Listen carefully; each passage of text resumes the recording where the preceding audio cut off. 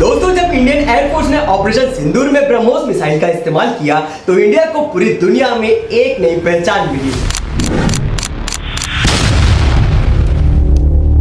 और ये इतनी बड़ी बात इसलिए है क्योंकि ब्रह्मोस मिसाइल की ग्लोबली डिमांड अचानक से बढ़ गई है। पाकिस्तान वालों से पूछ लेना चाहिए कि ब्रह्मोस मिसाइल की ताकत क्या है, जिसकी फ्री डिलीवरी पाकिस्तान के जैश ए मोहम्मद, जो एक यूएन डेजिग्नेटेड टेरर ग्रुप का हेडक्वार्टर्स है, जो डिलीवरी के बाद पूरी तरीके से तबाह हो गया।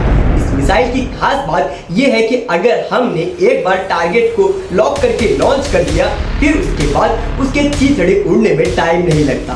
ब्रह्मोस मिसाइल ओरिजिनली इंडिया की क्रिएशन नहीं थी। ये रशिया की P-800 ऑनिक्स मिसाइल के टेक्नोलॉजी पर बेस्ड है, जिसमें सुपरसोनिक कंबशन इंजन यूज होता है। 1998 में इंडिया के डीआरडीओ और रशिया के एनकॉम के बीच एक जॉइंट वेंचर हुआ था, जिसमें दोनों ने मिलकर एक मिसाइल को डेवलप किया, जिसका नाम भारत के ब्रह्मपुत्र और रशिया के मॉस्कवा नदी के नामों को मिलाकर बनाया गया ब्रह्मोस।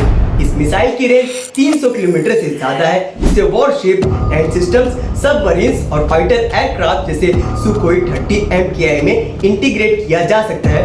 मिसाइल का वेट लगभग 2.8 टन है। पहले ब्रह्मोस का सिर्फ 10 से 15% हिस्सा इंडिया में बनता था, लेकिन आज के टाइम में 70% से ज्यादा टेक्नोलॉजी इंडिजिनियस हो चुकी है और अब एक यूनिट उत्तर प्रदेश में भी एस्टेब्लिश की गई, जिसका टोटल कॉस्ट 300 करोड़ है। ये एक जॉइंट वेंचर है भारत सरकार, डीआरडीओ और रशिया की एनकॉम के बीच।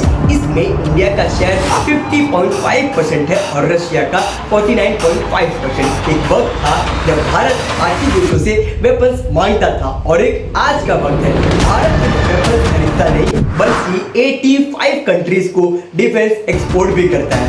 ग्लोबली डिफेंस एक्सपोर्ट सिर्फ कुछ ही कंट्रीज करते हैं, जैसे कि यूएसए, चाइना, रशिया, फ्रांस और अब इंडिया भी उनमें शामिल हो चुका है।